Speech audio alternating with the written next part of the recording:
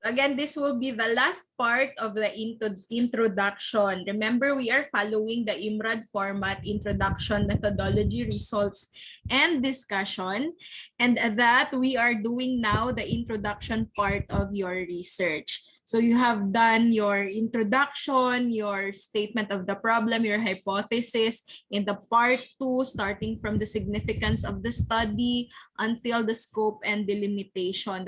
Again, the next part will be the review of related literatures and studies. And this constitute the bulk of your paper. This one is the most lengthy part sa research ninyo. So I hope you will work as a team in looking for literatures and studies that will be relevant sa study ninyo at hand. Now, when you say literature review, this is actually not just copy-pasting everything from the internet or from the book. This involves critical analysis of the published or actually unpublished body of knowledge through summarizing. So you will be doing this through summarizing, classification, and comparison of existing researches or literatures or articles that are relevant to your own research. So you will be doing critical analysis of the existing body of knowledge, and you will be writing that ang product ng inyong critical analysis will be included in your paper. So again, we don't do copy pasting. For example, your study is about COVID-19 and you are searching COVID-19 in the internet. Now, what is written in the journal article should not be copy pasted in your paper. So again, I will teach you how to do the critical analysis for this. Now we have two types. We have two types of literature review. The first one is will be coming from conceptual literature. So when you say literatures class, these are actually body of knowledge coming from the books, the journals, and other forms of materials, as long as relevant siya sa study ninyo and they are data-free or non-empirical. So what do I mean by data-free and non-empirical? They are not product of research or observation or investigation. They are just articles relevant to your study, but again, they are not studies itself. They are not research themselves. So they may be coming from local or foreign na mga sources as long as relevant siya sa study ninyo. So what are the sources of related literatures? We have here almanacs. Your books, medtech books can be included here. Dictionaries, encyclopedias, handbooks. You can also do searching in the internet. We have a lot of that in the internet. But you have to make sure na your source is a credible one. And then we have magazines and newspapers. Again, ang kaibahan, the literature is non-empirical and data-free. We don't have data here because literatures are not really studies or researches. So kung ang nakita ninyo when you do searching is a study, a dissertation, a thesis, or a research, that will be included in the related studies. Okay? Related studies ha, kapag ka-empirically based siya, meaning product siya of the observation or investigation of the researcher, like scientific paper or thesis or dissertation, whether it is published or unpublished, and whether it is coming from a foreign or a local source, pwede siyang ma-include sa related studies as long as related siya or relevant siya sa study ninyo. Dapat wala akong makita na yung study is about COVID-19 tapos ang laman ng related study is about HIV. So wala siya kung ginaingon nga dapat related siya sa study ninyo. Now, what are the sources of our related studies? We have here dissertations, internet. We can have a lot of studies coming from the internet. You can use the Google Scholar for this. And then we have research journals, the survey reports, and the thesis, whether published or unpublished. So when you say thesis na unpublished, we can see this example in the library. We have a lot of unpublished theses there, products of the previous batches. But when you say published na research, then you can see that sa mga journals na to. But both of them are accepted to be included in the related studies of your paper. Now we have the so-called gray literature. These are researches that are either published or unpublished. Pwede siyang published pero in non-commercial form. Kasi pag sinabing published kasi, merong mga journals class na nagpa-publish talaga ng research pero they are commercial actually, meaning merong bayad. So yung mga ma-access nyo na studies na wala namang bayad, free lang, from example a website, actually included yan siya sa gray literature. But ang tanong, is this accepted or not? Yes, accepted pa rin kahit published or unpublished ang ating literature. Accepted pa rin. You can still use them as reference for your study. So what are the examples of gray literature? Example, we have here the government reports. Especially now sa atoang situation sa pandemic, we can actually access a lot of government reports, like for example, reports coming from the Department of Health or the Food and Drug Administration na makita nyo sa website nila.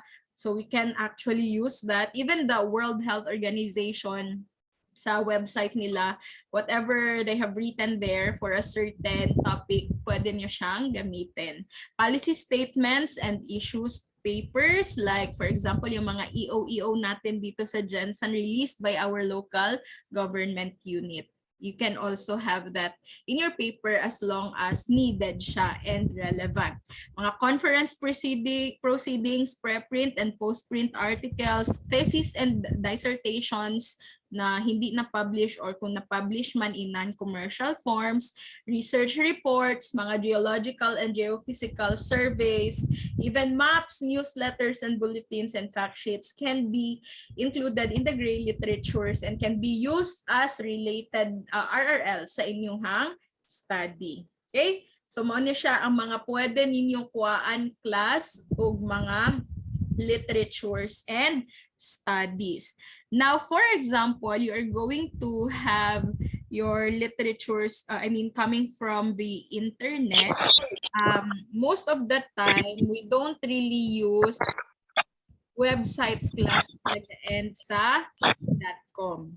Again, kung example, nagapangita mo article about hand washing, and then nakakita mo article in the internet pero ang kanyang URL is kanang .com gani, you have to check first the credibility of that source kasi di ba not all information na nasa internet is true. So labi na basta .com, usahay gina-question ang credibility ana. So as much as possible, please get your related literatures coming from websites ending with .edu, meaning anang .edu, it is coming from an educational institution like mga schools and universities, or .gov, meaning these are coming from reports sa government. And then what else? We can actually have the .org. So we have mga professional organizations na may mga websites. So ginadawat nato na siya. Ang mostly gina-question ang credibility .com and .net. So be careful lang, be careful. If kailangan gid ninyo siya i-include as long as establish nato ang iyahang credibility, wala tay problem with that. Now, how about the timeline for the RRL na inyong gamiton and the related studies? Now, since remember, change is constant, there are information that might be true some years ago but hindi na true ngayon. So, ang tinatanggap lang natin class na literature is 10 years backward. So, anong year tayo ngayon? 2021. So, ang tinatanggap lang natin is researches or articles that are published from 2011 to 2021. So, I hope I will not see literatures na ang date, ang year of publication is 2000, 1999, 2005, mga ingana na mga literatures. I hope dili na nako na siya makita when I read your paper. Kaya na-mention na nako, 10 years backward lang tayo, 2011 to 2021. Now, basig mangutana mo, ma'am, na ako'y nakita nga literature but it's 2006 but it is really needed in my paper. My suggestion is you can look for some other articles na na-publish sa sa earlier na year na almost the same ang concept or ang idea sa inyong nakita nga karaan nga article. So, pwede ninyo na siya himuon, pangitaan na lang ninyo siya pamaagi para ma-include siya sa inyong papel.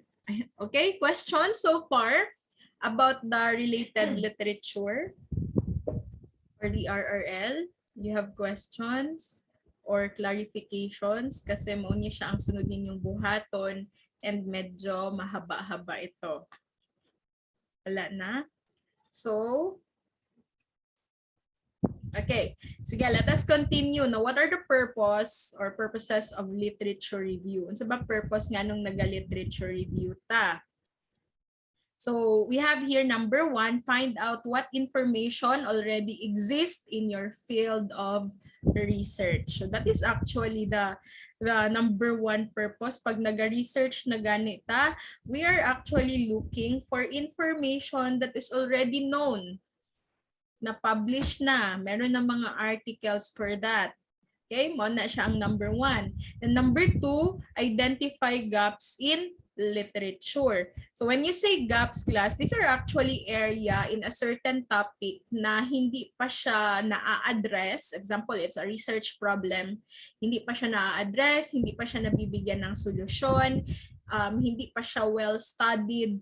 Yan yung tinatawag natin na research gap. And that is actually where you can enter para maghimo kag sarili nimong study. Because, di ba, one ginatanaw nato sa pag-assess sa research problem is the novelty and originality. We don't do research na duplication lang sa existing research. So mo gani ginatanaw nato, find out information na nag-exist na. So dili ta pwede nga parehas kaayo ang ato ang study sa ilaha. So mo na siya nga ginatanaw nato ang gap sa literature. So unsa ang missing? What is missing kay didto ta magsulod? Didto ang ato ang focus sa research. Now aside from that, find other people working in your field or identify major seminal works. Actually most likely dira gihapon na mahulog. When we identify major seminal works, we do researching about the information na nag-exist na. And then identify main methodologies and research techniques. Diba? When you had your concept paper, there were times na nag-a-ask ako, ng ano yung method ninyo na gagawin sa research ninyo. So, itong methodology na ito, you will have it, ang reference ninyo, yung mga existing studies na rin. So if science siya na purpose sa literature review, maghahanap kayo ng methodology na pwede nyong i-adapt. So for example, your study is experimental, so hindi naman ganun kadali na kayo ang magde-design ng method na gagamitin ninyo. Most likely, mag-a-adapt lang tayo ng mga existing methods. So yun yung trabaho ngayon ng literature review. Or sa mga descriptive ang studies involving questionnaires or surveys, then kapag ayaw niyong gumawa ng sarili ninyong questionnaire, then we can actually adapt existing questionnaires na related naman sa study ninyo. So again, identification of methodologies and research techniques. And then identify main ideas, conclusions, and theories, and establish similarities and differences. So meron tayong tinatawag na theoretical framework in the introduction. That's one of the subsections ng ating introduction. So we will be looking for theories that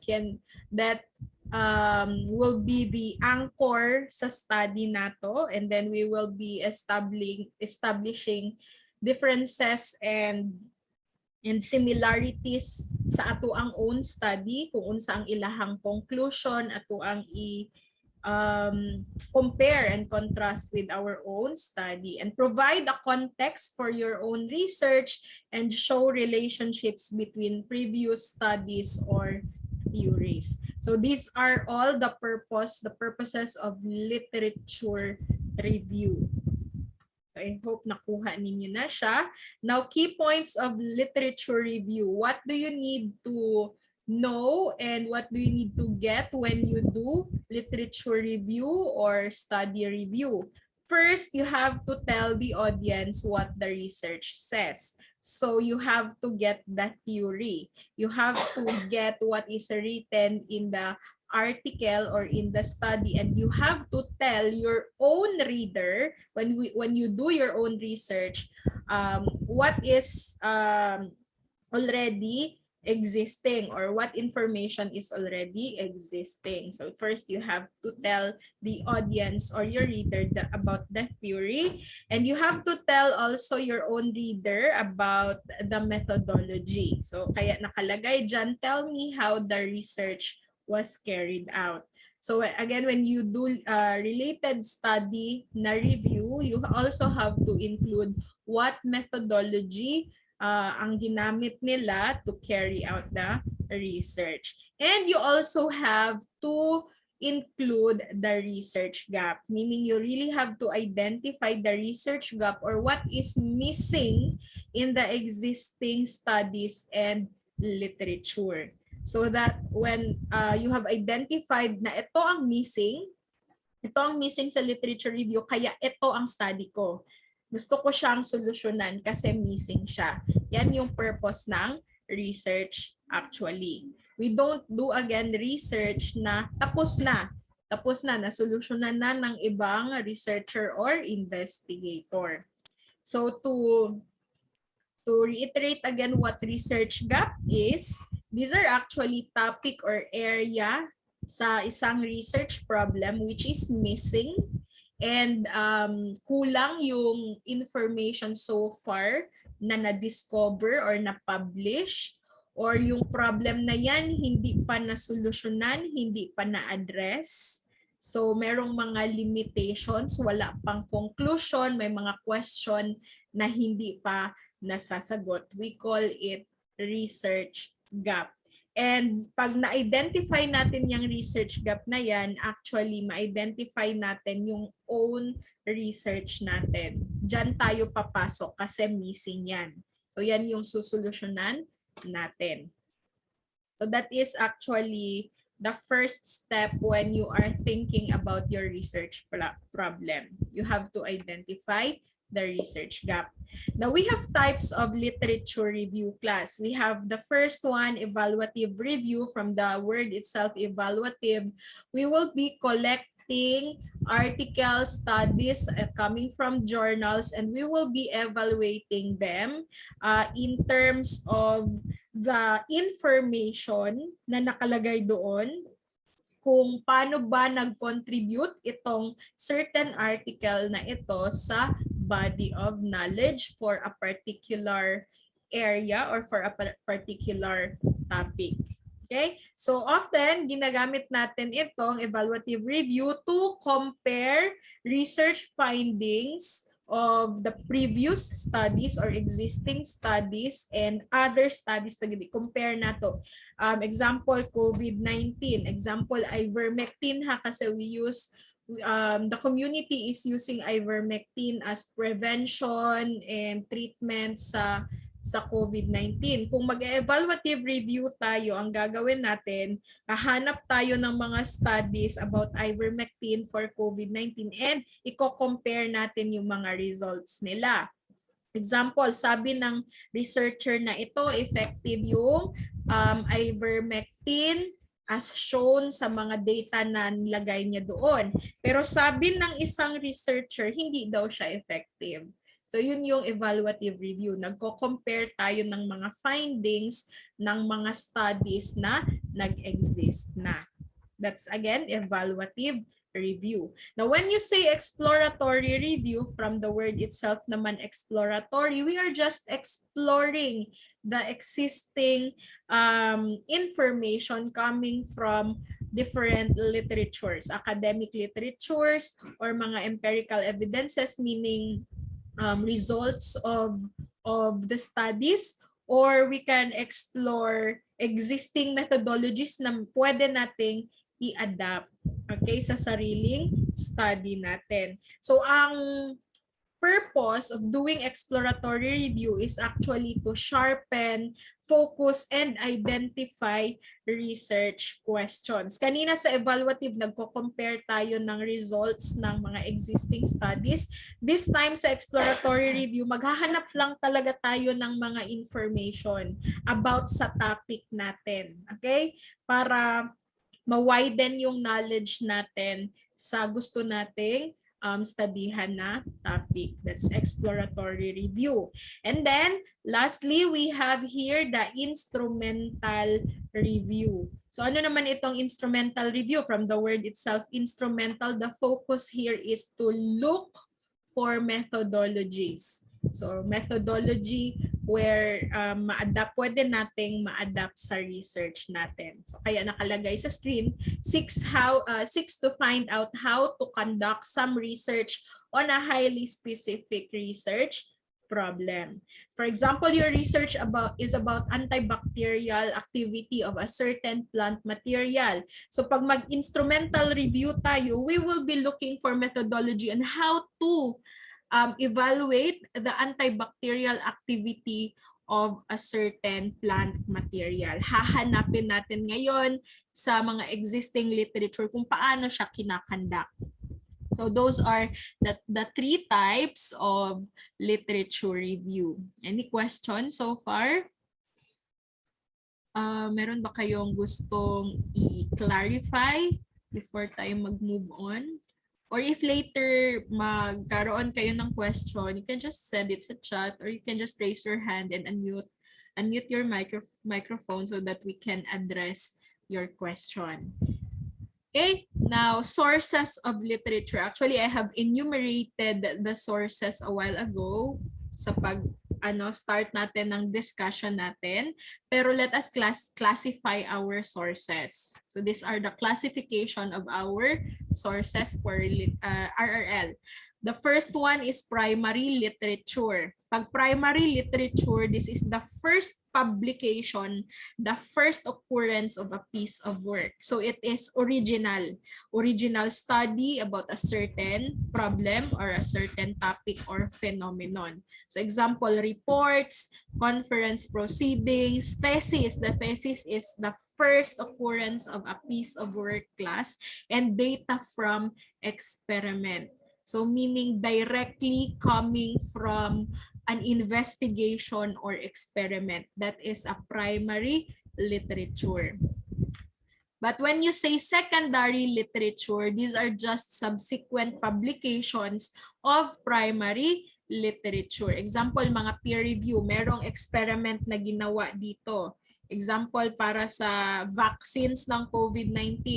Tapos gi-publish. That's a primary literature. But pag magkaroon niya ng peer review, merong mga certain researcher na magbibigay lang ng comment doon sa primary literature na yan, or itapok siya, example, systematic analysis, kukunin nila lahat ng mga na-publish na research, tapos iisa nila sa isang paper that will become a secondary literature now. kasi subsequent publication na siya.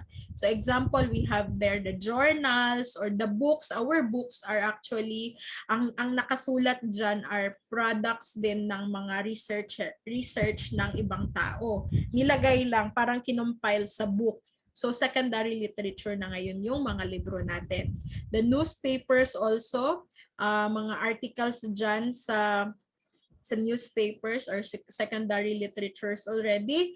Articles and books in which authors interpret data from another research team's experiment. So kapag hindi talaga sila yung gumawa ng research class, nag-publish lang sila o nagbigay lang sila ng comment, secondary literature na ang tawag dyan. Now, we also have tertiary literatures, or we also call this as search tools. So, ang tertiary literatures are actually designed to help us locate primary and secondary literatures. Okay? So, mura siya og kanang compilation lang gihapon, but both na siya sa primary and secondary literatures. Examples, when we get our information from indexes, abstracts, or encyclopedias and bibliographies, tertiary na yan siya. Kay compilation na siya ng both primary and secondary lits. So we have also textbooks and reference books. Yung mga search tools natin, like sa ProQuest, 'di ba? Meron tayong ProQuest sa library, compilation na siya ng lahat, either primary or secondary literature. So mahuhulog yan siya na tertiary literature. Search tools lang sila. Okay? So yun yung classification ng literatures natin. Class. Now, dito na tayo sa pagsulat talaga, pagsusulat ng literature review. Meron tayong 5 key steps na sinusunod kapag magsa-start na tayong gumawa ng sarili nating RRL. So we have here, number 1, search for relevant literatures. Number 2, you have to evaluate sources. Number 3, identify themes, debates, and gaps. And then outline the structure and write your own literature review. So isa-isahin natin sila. Again, step 1, search for relevant literature. So you have to actually make your own list of keywords. So mga keywords natin yan siya. Na yun yung gagamitin natin sa pagsa-search. So example, your research is about COVID-19. So you will have COVID-19 as number 1 na keyword sa list mo. And then number 2, mag-identify ka pa ng other words class na related sa topic mo. And then, that's the time, pag meron ka ng keywords, pwede ka nang mag-start sa pag-search ng relevant literatures or studies mo. Especially sa internet. We can actually use Boolean operators such as and, or, and not. Example, COVID-19 and ivermectin. Kasi yun yung gusto mo talagang makuha sa searching mo. Yun yung topic mo eh. COVID-19 and ivermectin. Kaya kung COVID-19 lang, sagol-sagol naman gud ang gawas no pag mag-search kag COVID-19 lang, daghan ka ayog nag-study about COVID-19. So you have to be specific. That is why you can use the Boolean operators. Like example, and, or, and not. That's how you do your searching. Now, the step 2 is evaluating and selecting sources. So, hindi pwede, kasi sabi ko kanina, not all information that you can get in the internet are true. So that kailangan i-establish muna natin yung credibility. So, you have to evaluate your source first, whether credible ba siya or not. So how are you going to do that? Kanina sinabi ko na, yung mga websites na nag-e-end sa .com or .net are not really, hindi ka mag-expect na 100% credible sila. So as much as possible, you get your articles coming from .edu, .org, .gov na mga websites. And take note and cite your sources. So to avoid plagiarism class, always have your working bibliography, and as you write your RRL, do not forget to cite. So whether you use the parenthetical citation or in-text citation. Then aside from that, on the last page of your research, you have your reference list para ma-avoid natin yung plagiarism. And do not copy-paste. You can do paraphrasing, summarizing of the information na nakuha ninyo from those articles. Okay? Now, step 3, identify themes, debates, and gaps. So, muna siya nga, dili ta mag-copy-paste lang. Kasi we have to evaluate. We have to assess the article. So, we have to identify trends and patterns. So, yung mga, syempre marami tayong makikita na article. So, meron bang mga approaches or mga patterns na makikita almost the same sila ng sinusunod na methodology, for example, or may mga topic na paulit-ulit lumalabas sa mga nakukuha mong articles or mga themes. For example, paulit-ulit na nagre-recur siya across the literature. And then, pwede din tayo mag-identify ng debates, conflicts, and contradictions. Kagaya ng sinabi ko kanina, itong researcher na ito, ang sabi effective daw si ivermectin, pero ito hindi. So, pwede natin siyang i-identify and ilagay natin siya sa ating literature. Pivotal publication, so meron bang mga influential theories or studies na nag-change ng direction of the field over time. So, ito sabi nila hindi effective. Tapos biglang lumiko, uy, effective pala siya. Tapos yung mga succeeding na mga studies na makukuha mo, uy, effective nga talaga siya. So, biglang lumiko yung kanilang study. And yun yung mga influential na mga studies na nag-change ng direction of the field. And syempre, the gap. Kailangan kasi ma-establish natin yung gap sa research natin. Plus, tatanungin talaga na yan ng panel during the proposal defense na ano yung gap sa study ninyo. What is missing? So what is missing from the literature? Ano yung mga weaknesses ng mga existing literature? Kaya nag-conduct ka ng sarili mong study.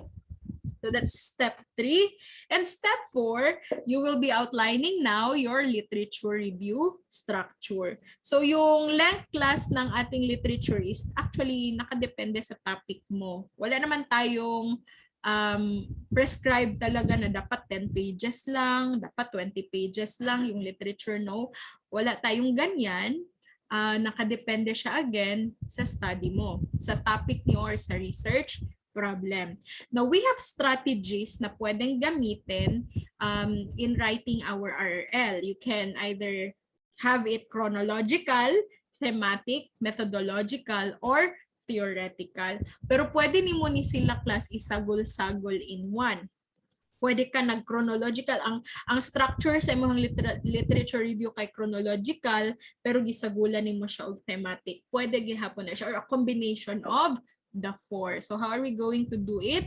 When you say chronological, from the name itself, this is the simplest strategy in writing the RRL, wherein ano lang ka, kanang i-arrange lang nimo ang imuhang mga information nga nakuha chronologically. So pero be careful ha, this is not just simply listing and summarizing your sources.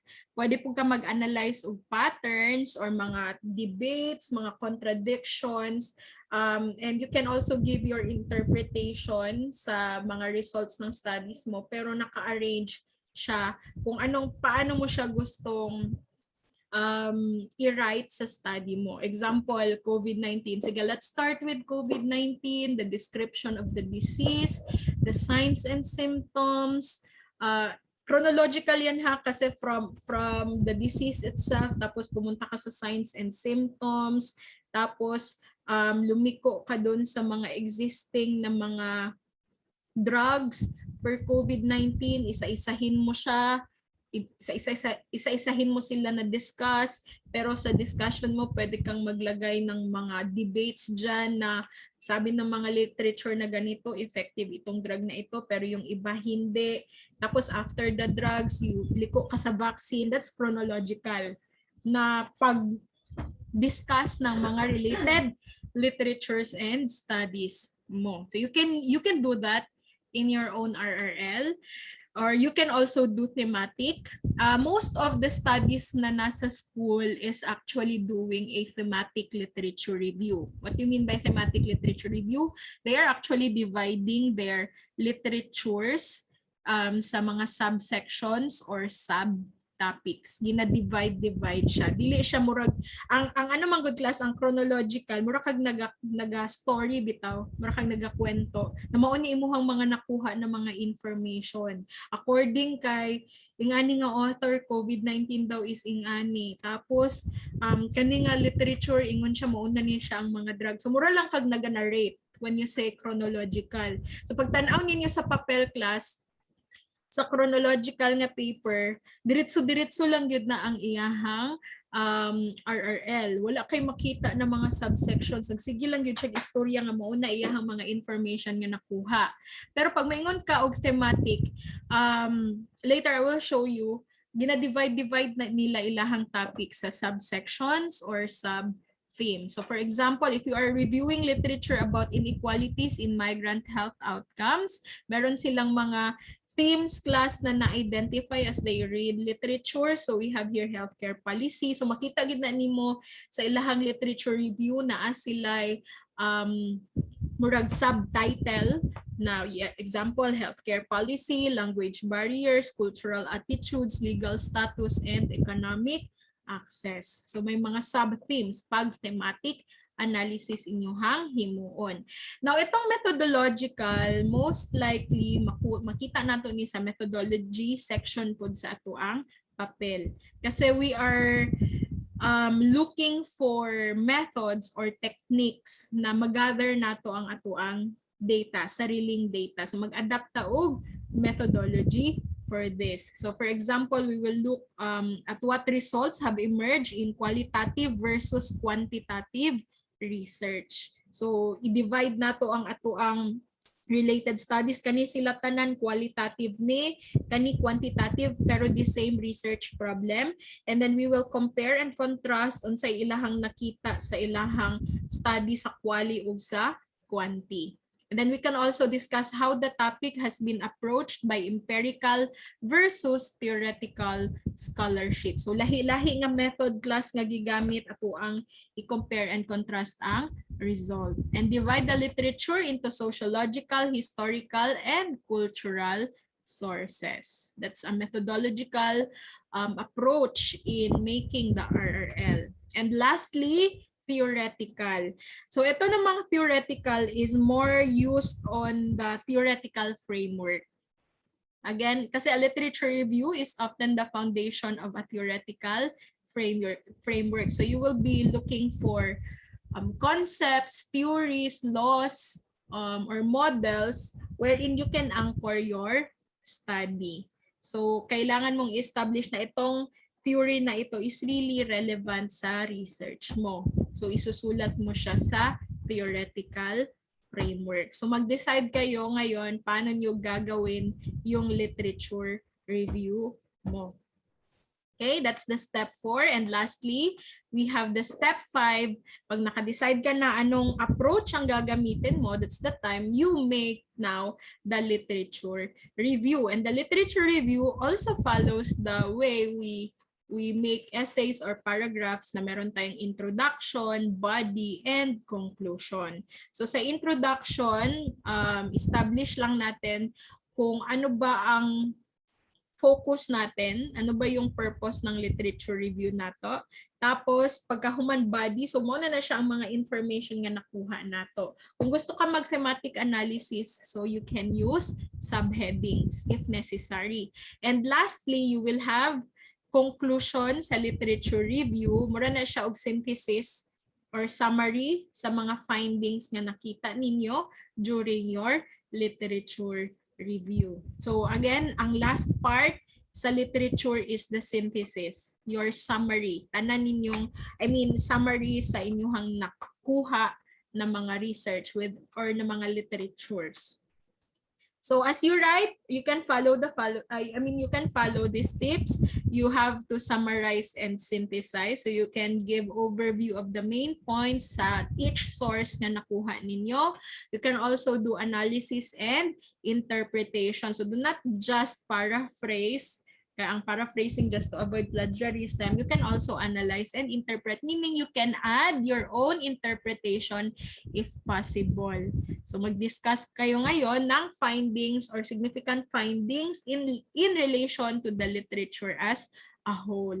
And critically evaluate your sources, class, meaning i-introduce ninyo mao ni iyahang topic sa iyahang research, mao ni iyahang findings. But you can also add your own evaluation, meaning you can mention unsa ang strength, unsa ang weakness ana nga source. So ang strength ana kay mao ni iyahang nakita gyud na establish gyud na kani nga drug is effective. Pero unsa ang weakness? So you can also identify that and write in well-structured paragraphs. So tarungon nato ang atong English, ang atong grammar, ang paggamit nato og mga transition words. Kasi syempre this one, the research is a scientific man nga paper. So we have again use transition words and topic sentences to draw connections, comparisons, and contrast. So I think that ends the last part of the introduction. Do you have questions, class, about this? Na ba mo'y gustong ipangutana? So tanawan ninyo, class, ang inyong Schoology na ako'y gibutang dito nga sa research format IMRAD. Saan? Okay, ito sample. Wait lang, akong gibutang dira. Research format IMRAD. No, this is not it. Mali. Let me post another one. Sample research na pwede ninyong i-follow para guided mo. If you have questions, you can ask me or kung dili na ko na matubag ang inyong pangutana, kay syempre, example, mga technicalities sa medtech, since I'm not a medical technologist, dili na ko na siya matubag. So, ang pinaka best na inyong himuon is dito jud mo kay Ma'am Dalig mag-ask, ha. Siya man inyong advice. Hey, ma'am, may question ko, ma'am. Yes. Wait lang, hakin sa ano good, ma'am? Ay, si Jubel, ma'am. Yes, Jubel. Sa halimbawa, good, ma'am, may organization sa Facebook o ng ilang gamit, ma'am. Tapos, okay lang sa Facebook, ma'am, magkuha. Kaya dito mo sila nag-upload, ma'am, halimbawa sa LGU Denson, good, ma'am. You just write LGU, example 2021 na siya gi-publish. Ibutang ninyo LGU Jensen 2021 mo na inyong reference. Pero Yeah, thank you, ma'am. wala ba kanang website yun ang LGU Jensen? Wala, no? Wala, ma'am. Lang yun. Okay lang. Pero basta mga EO na siya sa kanang policy na dito ninyo siya gikuha. Wait lang, ha, kay open ako. Pagkabi ko upload. Ayan, sample. If na-use na po yung related studies sa previous part sa introduction, yeah, you can still use that in the RRL section, but you have to expound. You have to expound kasi sa introduction na part, you just give a little information. Pero pag abot sa RRL, kailangan i-expound na nimo siya. So you can still use that sa RRL.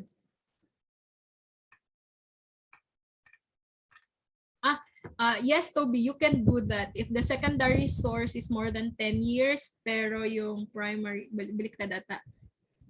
Oh, what do you mean? Primary source is the first publication, right? So kung first publication siya, mag-expect ko nga dugay na siya.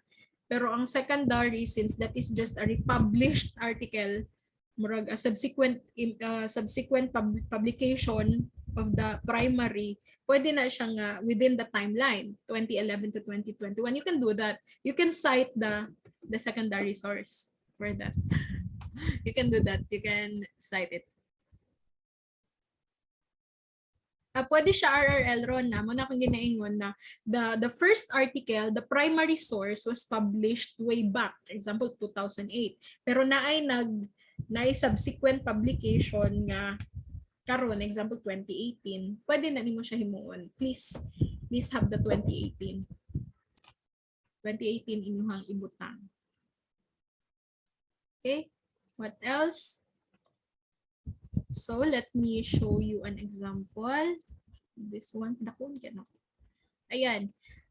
This was a study of the pharmacy student, fourth year na pharmacy student. So please follow the formatting ha. Ito yung correct format na ginagamit natin sa research. Ang pagpasunod po ha, ingana ang table of contents. Let me just show you the introduction na part. So this one is the introduction. Take note, pag first page of every major part of the paper, wala kang makikita dyan na heading, wala din yan siyang page number, pero automatic that's page 1. That's how we do it. So we have the statement of the problem here, the hypothesis, the significance of the study, the theoretical framework. So sa literature review class, ang theoretical framework is actually part of the RRL. So what is written here are product of your research. Kung ano yung nakita nyo na theory wherein you can anchor your research, yan yung ilalagay nyo dito sa theoretical framework. So what are you going to write? You have to tell your reader, your audience, kung saan nyo kinuha yung theory na yan. Sino ang nagsabi ng theory na yan? So kung nakita ninyo, the first thing after introducing their topic, the first thing that they have written here is yung sino yung nagsulat, sino nagsabi ng theory na yan. And then after that, you have to discuss ano ang sabi ng theory na yan. And lastly, dito sa last part, actually mahaba kasi itong kanilang theoretical framework, you have to connect this theory to the existing study. Bakit nyo siya nasabi na related siya and relevant siya sa study niyo? Okay? So kasi ang sa kanila, this one is an experimental na study. So hindi tayo makagamit ng theory dito from the education or sa psychology. So ang ginawa nila is kumuha na lang sila ng studies na magagamit nila para ma-establish nila yung activity ng plant. Example, rambutan kasi yung plant nila dito as anti-diabetic agent. So, gi-establish nila bakit nila na-consider si rambutan as anti-diabetic. Yan ang sinulat nila sa theoretical framework. But if your study is descriptive, you can look for educational theories or psychological theories na dun yung i-anchor ang study ninyo.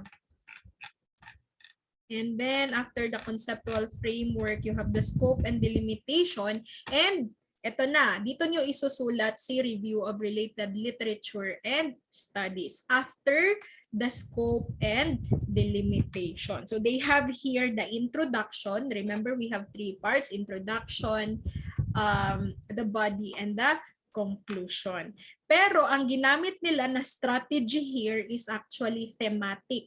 So kung nakita ninyo, meron silang subtitles or subsections. Thematic ito na strategy. Divide nila into themes ang mga nakita nila na mga literatures and studies. So like the first one, diabetes mellitus. And then another sub-theme here, Nephelium lapacum rambutan. Itong laman class ng diabetes mellitus, ano na ito ha? Sagol-sagol na ni literature study. We don't really separate the two now. Dati man go, di ba, kani related literature lang ni tanan, kani related studies lang po ni tanan. Karon we can do thematic analysis na sa isa ka topic, tanan na literatures and studies sa isa ka theme. Okay? Pero naay po yung uban nga gina-prefer nila maghiwalay o related studies. You can also do that. It's up to you kasi kayo naman yung magsusulat. So we have Nephelium lapacum, and then medyo taas-taas ilahang Nephelium lapacum no. Appeal naman gud ni tanan literature ug studies. And then the gallic acid, this one is another theme for them. Mao man na ang naa sa rambutan nga possible anti-diabetic na activity. Ang reason. Glymeperide, so daghan silag na identify class na mga subthemes. So again, this is a thematic strategy in writing the RRL. Okay? And then the last part here, okay, they have the conclusion. So as you can see, murag na sila synthesis sa ilahang mga nakuha nga na mga information. So that is actually the last part of the introduction. Kaya ang sunod ana, do wala nila nakuha ning kaninga part, tanggalan ning heading and the page number, we have now the methodology. So mao ni ang sunod nato nga topic class, and actually mao ni ang last part kay sa proposal introduction lang man og methodology ang kailangan nato i-present. So i-discuss na ko ni sa inyo one by one kay naapod ni siya yung mga subtopics under the methodology, and medyo mahaba-haba din ito. So munang we have to move fast na. Ito, syempre, IMRAD man, ang sunod sa methodology, results and discussion. Syempre, wala pa man tayo results, so we cannot do this pa. Pero after kasi ng methodology class, you also have to include, syempre, the references.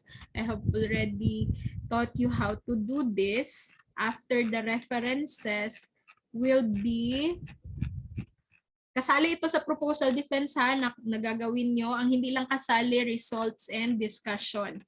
Ang mga appendices class kasali din during the proposal defense. So, ang ito, final na mga letters ito, pero ang sa paper ninyo are actually sample letters, like letter to the dean asking permission that you are going to conduct your research in the school or somewhere else. Or letter to the City Health Office. They have this letter because they actually asked the City Health Office for the statistical data of diabetes in General Santos City. As I told you in the introduction, you have to include statistics sa international, national, and local level. Now, since hindi sila makakita ng articles regarding, na-publish na article regarding sa statistics sa diabetes sa Gensan, so they personally asked the City Health Office for the statistics. So they have here the letter to the City Health Office. You can also do that. Ito mga statistical data, wala na ito kasi mga results na. So ang i-include lang ninyo sa appendices class are sample letters to whoever people or organization na kailangan mo mag-letter para mag-ask for permission or something. Aside from that, if your study is experimental, you have to include in the appendices a sample monitoring sheet. So ang monitoring sheet looks like this. I hope I can find one. Ayan. This one is the monitoring sheet, pero sample lang yung inyong i-include. Ang kanila kasi, since human na sila study, so naanay unod ilahang monitoring sheet. Murag papel nga dito ninyo isulat ang inyong results sa study. Kung experimental ang inyong study, you have to include a monitoring sheet. Pero pag dili experimental ang inyong study, aside from the letters, number 1, you have to include a copy of an informed consent. Because remember, pag naka-human participant, kailangan mananghid ka sa ilaha. So dapat na ay informed consent. I will show you later an example of an informed consent.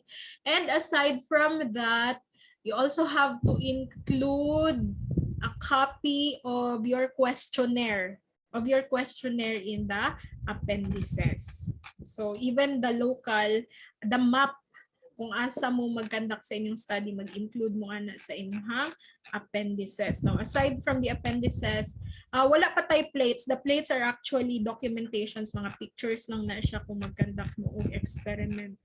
Pero sa descriptive na study, wala na mo yung plates class, kay dili man ta pwede mag-picture habang naga-interview ta or habang naga-pa-answer ta questionnaire, kay ma-divulge ang personal information sa atong mga respondents, which is bawal. So walay plates kapag ka descriptive or qualitative study inyong research. Sila lang ka-experimental man good ni, so they have the documentation that they really did the experiment.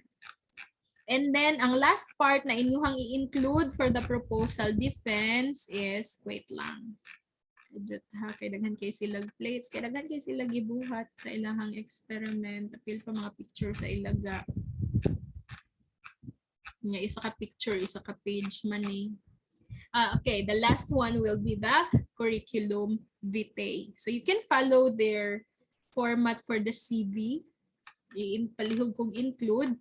And please to buy two picture. Pero makasala gyud ta pirmi sa proposal defense pag nay nag-selfie din ha. Class, walay mag-selfie ha sa inyong picture. And then you have to be uniformed also na kung naka-business attire ang isa, dapat naka-business attire na lang ang tanan. Pero kung you choose na ma'am, naka-school uniform eh, so dapat naka-school uniform ang tanan ha, dapat uniform na siya. Questions, class? As we are now starting to prepare for the proposal defense. Pangutana, kay humanat nag-discuss sa introduction, so mag-expect na ko aning mahuman po na to ang tanang part sa introduction sa inyong papel. Kay mag-focus na dayon ta sa methodology. Malay question? By the way, ang proposal defense December 1 to 11 ha, and then you are expected to pay what do you need to pay for the proposal defense? 500. Yeah, 500. Each na siya. Dili siya per group. Marag ibutang na lang siguro na sa inyong tuition. Yeah, you can have that. Okay, kindly send na lang sa Schoology. I have to comment pa sa submissions ninyo sa Schoology. I really hope I can finish that this afternoon. Nahintay na lang. Or kung nadugay na kayo, wala paghihapon ko naka-check, kindly send me a message. Ma'am, urgent. Kailangan na doon na may comment. So that ma-remind ko kasi makalimot ko ba. Kadaghan ako ginabuhat. Anything else?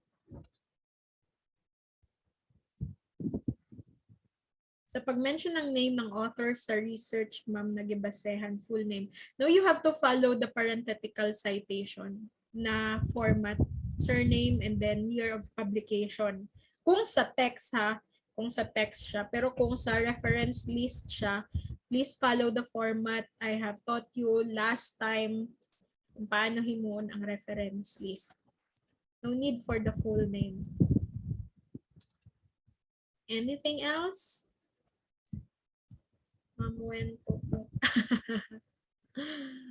Okay, I will just have a separate schedule for the special quiz. So just wait for the announcement. Isa pa. We still have 1 hour left. So, kay 1 hour pa man, makastart to go another lesson. Dito. We'll start discussing the methodology kasi medyo mahaba. I told you I'll show you a sample for the informed consent kasi daghan og din ito descriptive lang ha mangita sa ko.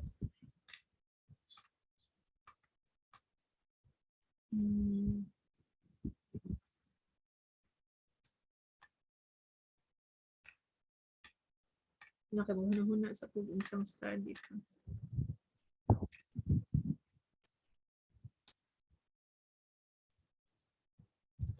I think this one, yeah, para medtech study na lang. Pero this is a draft, I think. Oh, wala pa siya na-edit. But let me just show you. This one is their RRL. And take note of their RRL. Dili siya pareha sa FAR mga study nga naka-thematic analysis na yung mga subsections. This one is actually a chronological strategy. Nagsige lang ni siya istorya sa mga tanan niyang nakuha na information, pero wala niya gi-divide into sub-themes. So this is a chronological strategy in making the RRL. Diretso lang yun ni siya, class. Okay. That's their strategy. So it's up to you how you're going to make your research. I mean your RRL. Pero again, ingon ko mo yung pinakataas nga part sa paper ha, ang RRL. Do kanina, ano sila yung sub-themes din pero actually, ano lang ni siya, under ni siya din sa ilahang mga sources manggod sa information sa COVID-19. So muna nga, kanilang po nga part, pero the rest, ano na siya,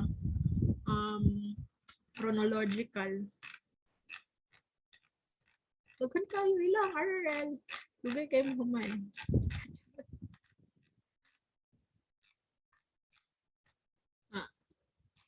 Ano ba ang format? Pero next page na siya methodology. I'll just show you the informed consent. Please, if you can take a picture of this kasi dili na ko ni mahatag nga buo kasi wala ko kapananghidan ni sa mga fourth year ninyo kung pwede man ako ihatag ilang research. So karon na lang. Anyway, this one is recorded. Saan naman to? Kadaghan ba? References and then appendices.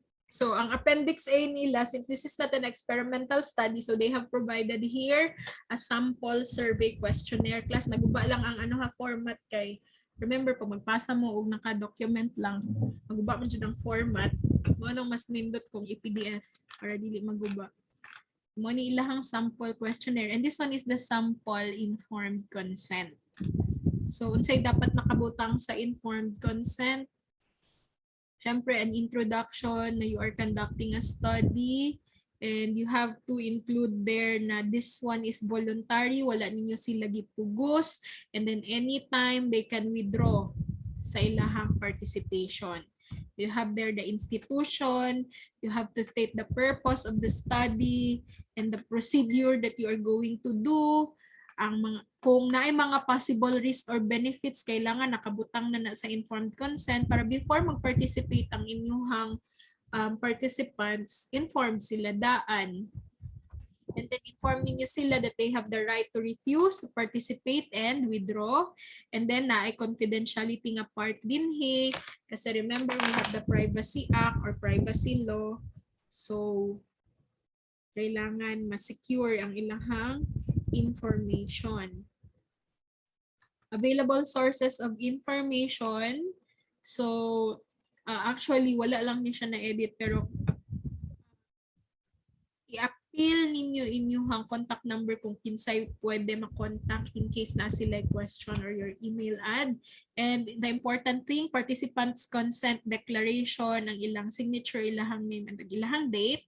Pero wala na siya gibutang sa researcher din kay kung ibutang ninyo na siya sa appendix makabalo na tagkin sa inyong participant. So kamo lang dapat ang magtago anang accomplished na informed consent. Ang ibutang lang ninyo sa appendices kay sample lang. And then researcher's declaration. Kamo pud mismo mag-sign din sa informed consent. Okay? Na sila yung mga letters to validators kasi they made their own questionnaire. And if you make your own questionnaire, you have to have it validated by the experts. So naghatag sila og letter sa mga experts nga magpa-validate sila. Na sila yung validation criteria for their questionnaire or their research instrument. Ito, wala na muna ito. This is letter.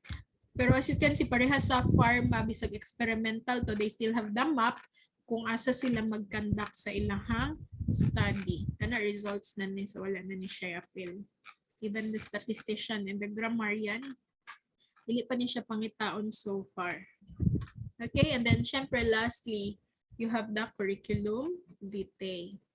Okay, questions so far? So, di na ko mahatag to kay sa pharma lang yung ko class naka-ask og permission kung pwede ba gamiton ang study as sample. Sa medtech wala kasi ko naka-ask. So if you can if you syempre you have friends, ang uban sa inyo dinhi kay classmate dati sila, if musugot sila nga maghatag og copy sa ilahang research, you can ask them personally na lang ha. Para naamoy guide. Okay? Wala na concerns so far about the introduction na part.